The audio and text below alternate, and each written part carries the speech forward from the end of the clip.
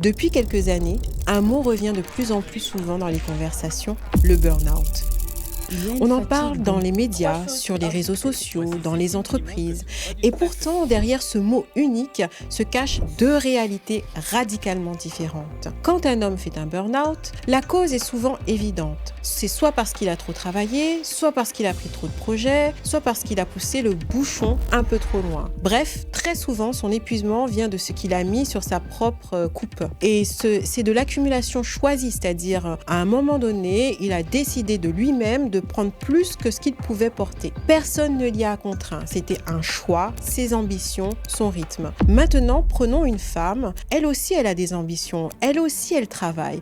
Elle s'investit énormément dans son boulot en journée. Mais en plus de ça, quand elle rentre le soir, il y a une deuxième journée qui commence pour elle. Une journée que personne ne lui a demandé son avis de lui confier. Et la société l'a posée là et en a fait sa normalité. À ce niveau-là, pour le cas de la femme, il ne s'agit plus d'une accumulation choisie, mais d'une accumulation imposée. D'ailleurs, ce n'est pas moi qui le dis, c'est les études statistiques qui le confirment. Selon l'INSEE, même dans les couples où les deux partenaires travaillent à temps plein, les femmes consacrent en moyenne 2 fois plus de temps que les hommes aux tâches domestiques et parentales.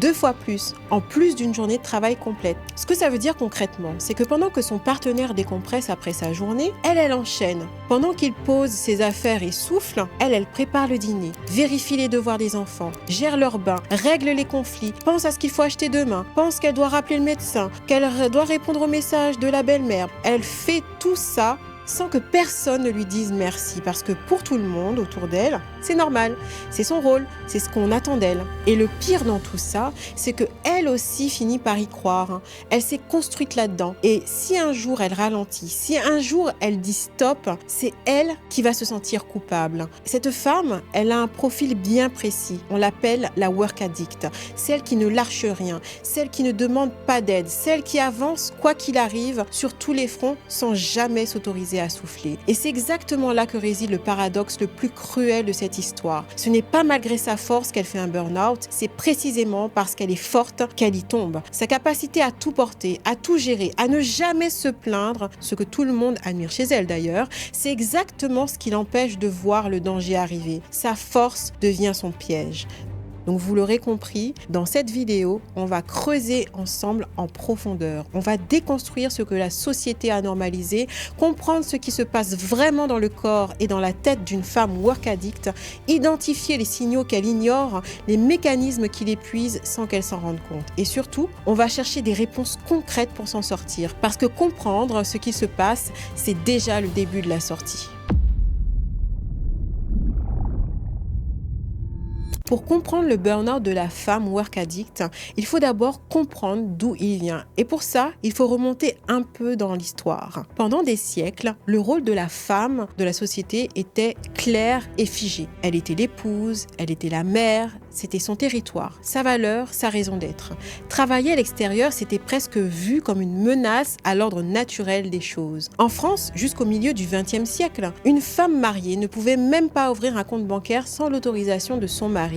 Elle n'avait pas d'existence économique propre, elle existait à travers son époux ou bien même sa famille. Puis les choses ont changé, ça a évolué. À partir des années 60-70, les femmes ont commencé à prendre du pouvoir et rentrer massivement dans le monde du travail. Elles ont étudié, elles ont fait carrière, elles ont conquis des espaces qui leur étaient fermés depuis toujours. C'est une vraie évolution, mais voilà le problème, c'est qu'en accédant au monde du travail, personne ne les a déchargées de l'autre monde, celui de la maison, celui des enfants, celui du foyer. La société leur a dit, vous pouvez travailler, mais elle n'a pas dit, et donc quelqu'un d'autre va prendre le relais à la maison. Au final, elles ont ajouté un nouveau poids sur ce qu'elles portaient déjà. C'est dans ce contexte que naît dans les années 80 un mythe puissant, celui de la superwoman, la femme qui dirige une entreprise le jour et gère une famille le soir, sans faille ni fatigue. Ce mythe, la psychothérapeute américaine Marjorie Hansen Chaivitz l'a analysé dès 1980 dans un ouvrage entier. Elle le décrit comme une pression écrasante, souvent intériorisée, de devoir répondre aux attentes dans toutes les sphères de la vie, à la fois le travail, les enfants, le couple, les amis, la santé, tout quoi. Ce qui est cruel dans ce mythe, c'est qu'il ne se présente pas comme une contrainte, il se présente comme un idéal. Être une superwoman, c'est valorisant, c'est admirable. La société applaudit cette femme, elle la célèbre, elle l'encense et en la célébrant, elle lui envoie un message clair, continu. Selon une étude citée par l'usine Nouvelle, 86% des femmes pensent qu'elles doivent assurer sur tous les fronts, professionnel, familial, conjugal. 86%, il ne s'agit donc plus de pression individuelle ou isolée, mais d'une norme collective qui se crée. Et cette norme, elles ne l'ont pas inventée, elles l'ont reçue, elles l'ont absorbée depuis l'enfance en regardant leur mère tout faire, en entendant qu'une bonne femme s'occupe des autres, en intégrant que s'occuper d'elle-même, c'était de l'égoïsme. Veiller aux besoins des autres, c'est ancré en elle depuis si longtemps que ça ne se questionne même plus. Ça se fait et c'est tout. Et pendant ce temps, les hommes, eux, n'ont pas reçu le même message. Personne ne leur a dit que être un bon père, ça impliquait de gérer les rendez-vous médicaux des enfants. Personne ne les a jugés sur l'état de leur cuisine. Personne ne les a regardés de travers parce qu'ils mettaient leur carrière au centre. Épouse et mère avant tout, c'est sur elle que repose l'équilibre familial, voire celui de la société tout entière. Et cette phrase était déjà bien ancrée depuis le 19e siècle. Mais dans les faits, dans beaucoup de foyers aujourd'hui, elle est encore d'actualité. C'est donc ça la construction. Une accumulation silencieuse de messages, d'attentes, de modèles transmis de génération en génération qui ont façonné une femme convaincue qu'elle doit tout porter. Et que si elle ne le fait pas, quelque chose en elle a échoué. Voilà comment on en est arrivé là. Forte la journée, en miettes le soir et le week-end. Si tu es une femme et si tu en connais une, cette phrase t'a peut-être traversé comme une évidence. La semaine, elle est debout à 6 heures, elle gère, elle décide, elle organise, elle anticipe sa journée, elle veut tout faire avant même d'avoir quitté son lit. Et le soir, le week-end, quand enfin elle pourrait souffler, elle s'effondre. Fatigue inexpliquée, irritabilité, corps qui lâche. Elle ne comprend pas pourquoi. Pour comprendre ce qui se passe vraiment, on va simplement rentrer dans le mécanisme du stress chronique. Et ce mécanisme commence avec une hormone, le cortisol. Quand le corps perçoit une pression, ça peut être une deadline, un mail, un conflit ou une urgence. Il sécrète du cortisol. Cette hormone a un rôle précis. Préparer l'organisme à réagir. La deuxième hormone du stress, elle, l'adrénaline, elle augmente le rythme cardiaque, mobilise l'énergie, aiguise la concentration. C'est pour ça que sous pression, on se sent parfois au sommet, efficace et inarrêtable. Et c'est là que commence le piège, parce que pour la femme work addict, ce mécanisme ne s'arrête jamais. La pression du travail enchaîne sur la pression du soir à la maison. Les responsabilités s'accumulent sans interruption. Le cortisol reste élevé, le corps reste en mode combat tout le temps, pendant des semaines, des mois, parfois des années. Et au début, elle ne le sent pas. Elle se sent forte, même productive, performante. Elle pense qu'elle tient et qu'elle est une superwoman. Ce qu'elle ne sait pas, c'est que pendant ce temps, son cerveau est en train de brûler silencieusement. Voilà ce que la science observe.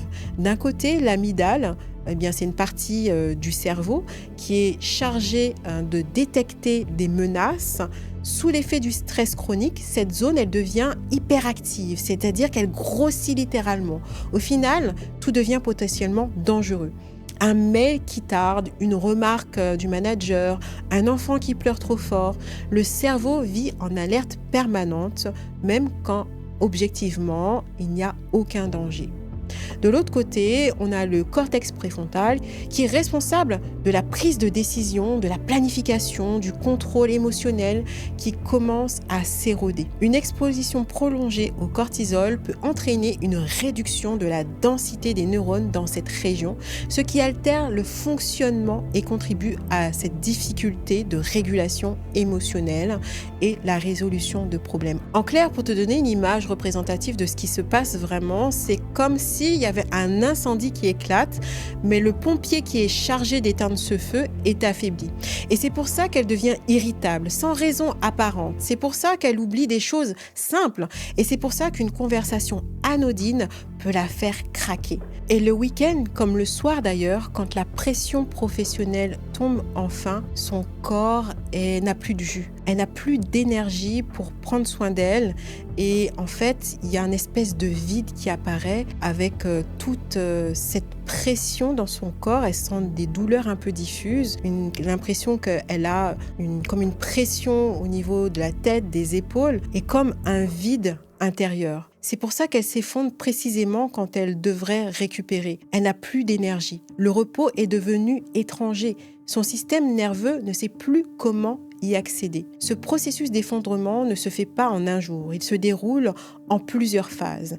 Les chercheurs ont identifié 5 phases. La première, c'est la phase d'alarme. Le corps envoie des signaux, fatigue persistante malgré le sommeil, légère irritabilité, tension physique. C'est le premier avertissement, elle l'entend très rarement. La deuxième, c'est la phase de résistance. Le corps compense. Il sécrète encore plus de cortisol pour tenir. Elle se sent même boostée parfois. C'est la phase la plus trompeuse. Tout semble sous contrôle alors que les réserves s'épuisent peu à peu. La troisième étape, c'est le basculement. Les signaux se font plus forts. Le sommeil se dégrade, la concentration flanche. Les émotions deviennent de plus en plus exacerbées. Elle fonctionne en mode automatique, déconnectée de ses propres sentiments, de son propre corps. La quatrième phase, c'est la rupture. Le corps ne peut plus compenser alors qu'en phase de résistance, le taux de cortisol était trop élevé. Il est au contraire effondré en phase d'épuisement. Les surrénales épuisées ne produisent plus suffisamment, le système s'arrête. La cinquième étape, c'est l'effondrement. Elle ne peut plus se lever, plus travailler, plus fonctionner. Ce n'est pas une décision, c'est une capitulation biologique. Et c'est ce qui rend cet effondrement particulièrement brutal chez elle. C'est qu'elle a résisté plus longtemps que la plupart parce qu'elle est forte, parce qu'elle ne s'est jamais autorisée à s'arrêter et qu'elle a ignoré la phase d'alarme. Elle a traversé la résistance en pensant que c'était son rythme normal. Elle n'a pas vu le basculement parce que personne autour d'elle ne lui a dit que c'était la chose qu'il fallait faire. Au contraire, on lui a dit bravo, tu gères. On vient de voir ce qu'il se passe dans son corps, mais la question qui reste entière, c'est est-ce qu'elle le voit venir ? La réponse, dans la grande majorité des cas, c'est non. Et ce n'est pas parce qu'elle est inconsciente, c'est parce que les signaux qu'elle reçoit, elle a appris à les interpréter autrement. Elle leur a trouvé des explications qui semblent raisonnables, des explications qui lui permettent de continuer. Premier signal, la fatigue du week-end. Elle se lève le samedi matin, elle n'a plus de jus, elle pourrait dormir pendant des heures, mais elle se dit, si je le fais, en fait, je pourrais pas aller m'occuper de faire des activités des enfants. Et en fait, il y a cette culpabilité à prendre soin d'elle, alors que elle a les enfants, le mari à s'occuper. Et cette fatigue, elle a tendance à la banaliser et finalement, en fait, ça se répercute sur une espèce de fatigue latente. Et la semaine d'après, elle se dit, j'irai me coucher plus tôt ou bien je prendrai soin de moi plus tard. Et finalement, ce moment n'arrive jamais. Et à force, la fatigue du week-end, elle devient la normalité. On ne la questionne plus. On l'intègre à notre rythme de vie. Mais ce qu'on ne sait pas, c'est que cette fatigue, ce n'est pas une fatigue ordinaire. C'est une fatigue du système nerveux qui est en fin de vie, qui est en mode survie. Et en fait, le corps, il réclame son dû, son droit après avoir trimé pendant 5 jours de boulot. Le deuxième signal, c'est l'irritabilité. Peut-être qu'en tant que femme, tu peux t'énerver facilement sur les enfants alors qu'ils n'ont rien fait pour des broutilles, alors qu'avant, ça ne te faisait rien. Peut-être qu'un bruit, une question de trop, un regard mal interprété et tu vas être à cran.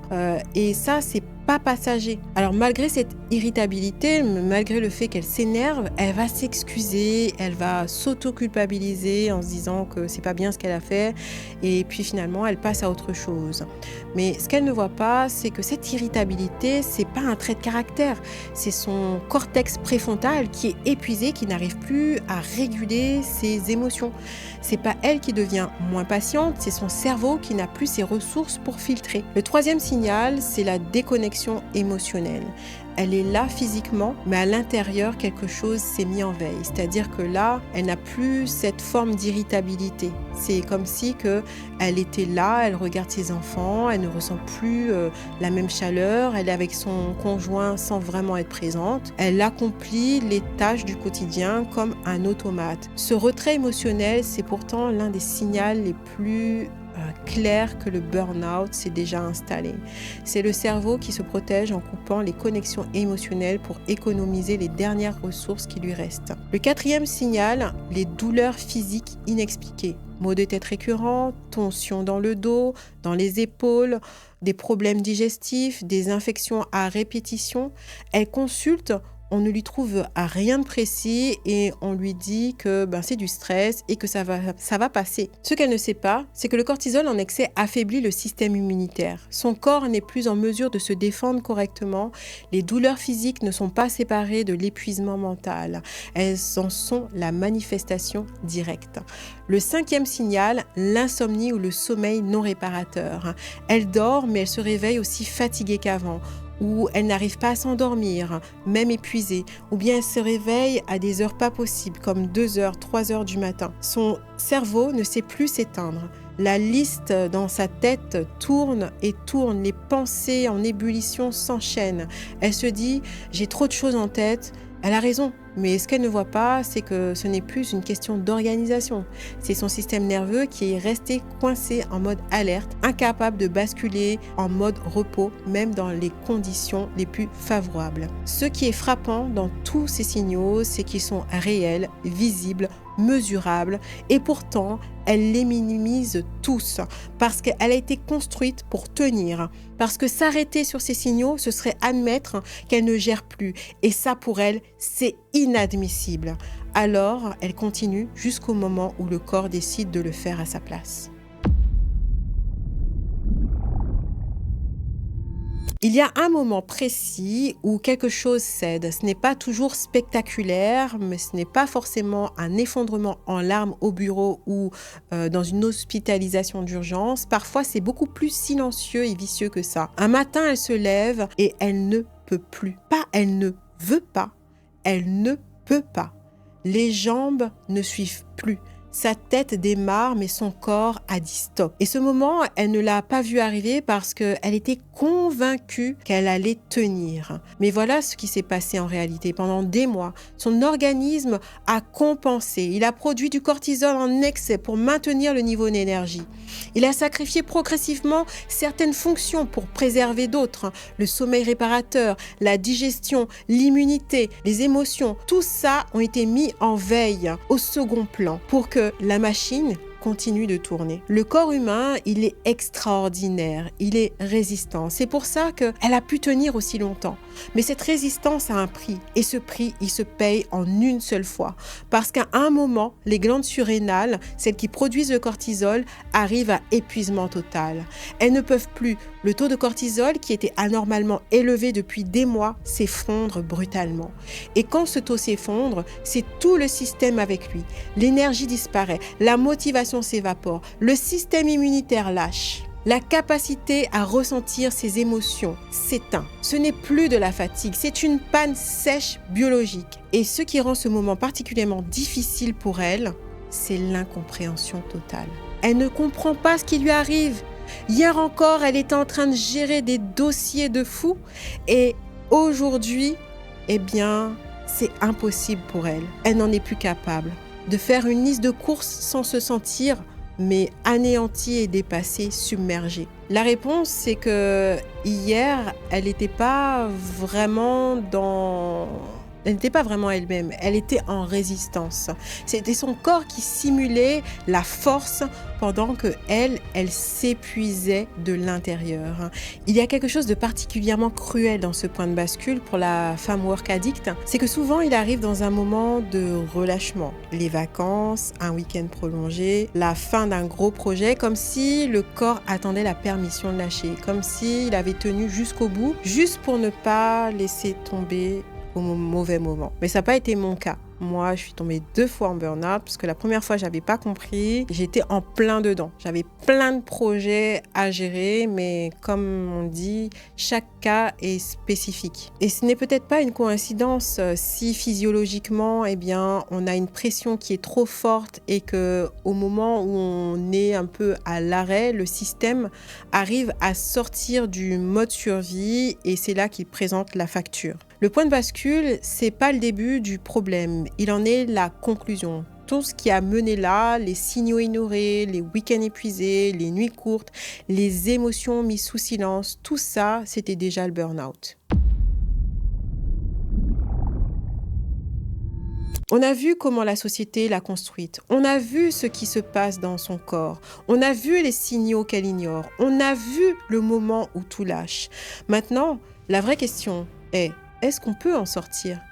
Et surtout, comment ? La première chose à comprendre, c'est que sortir du burn-out, c'est pas une question de volonté, c'est l'erreur la plus répandue chez les femmes. Elles pensent que si elles essaient encore plus fort, si elles s'organisent mieux, si elles trouvent la bonne méthode de productivité, elle va s'en sortir. Mais on ne sort pas d'un épuisement biologique par la force mentale. Ce serait comme demander à quelqu'un avec une jambe cassée de courir encore plus vite.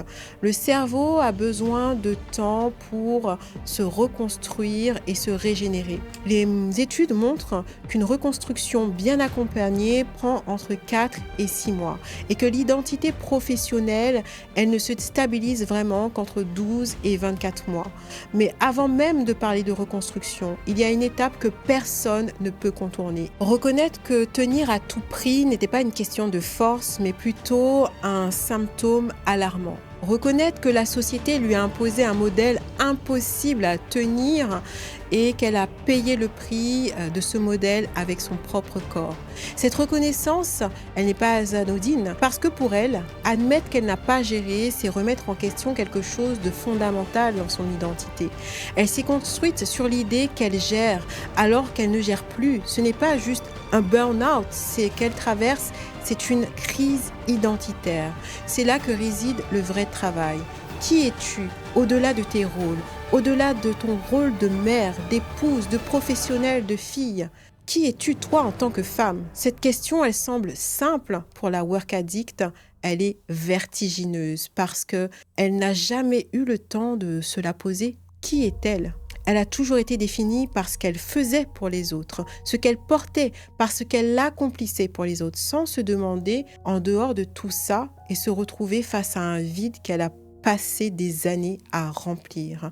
Et pourtant, c'est exactement là que commence la vraie reconstruction.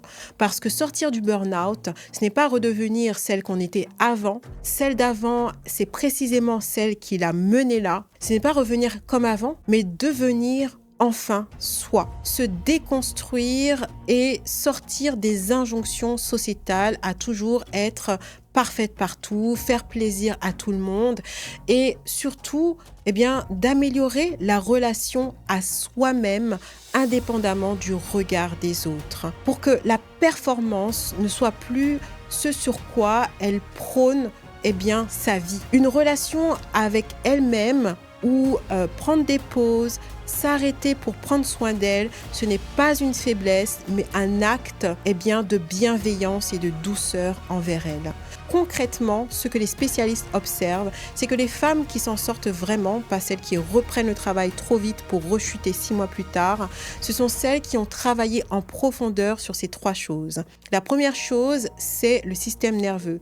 Tant qu'il est coincé en mode survie, rien n'est possible. Le corps doit apprendre qu'il peut relâcher sans danger et ça se fait pas en lisant des livres ou en prenant des vacances, ça se fait avec un accompagnement adapté progressivement dans la durée. Il faut reconstruire un rapport au travail et à la vie qui ne soit plus basé sur cette performance à tout prix, mais sur ce qui a vraiment de la valeur et du sens pour toi, pas pour les autres, mais pour toi. Et ce chemin, il est long, il est parfois douloureux, mais celles qui le font témoignent presque toutes de la même chose. Elles ne regrettent pas, elles ne regrettent jamais parce que la reconstruction leur a permis de redevenir elles-mêmes, de se rencontrer enfin. Cette femme qui est enfin en lien avec ses propres besoins et qui ose les respecter. C'est exactement ce travail-là que j'accompagne les femmes à faire pour les aider à ne plus avoir à tout gérer seules, à se libérer du poids qu'elles portent au quotidien, reconnaître ce dont elles ont vraiment besoin pour pouvoir avancer sereinement dans leur vie. Si tu t'es reconnu dans cette vidéo, si tu sens que tu es quelque part dans ces phrases dont on a parlé aujourd'hui, je t'invite à prendre contact avec moi. Le lien est en description pour prendre rendez-vous parce que comprendre ce qui se passe, c'est la première étape, mais être accompagné pour en sortir, c'est ce qui fait la différence entre rechuter et vraiment se reconstruire.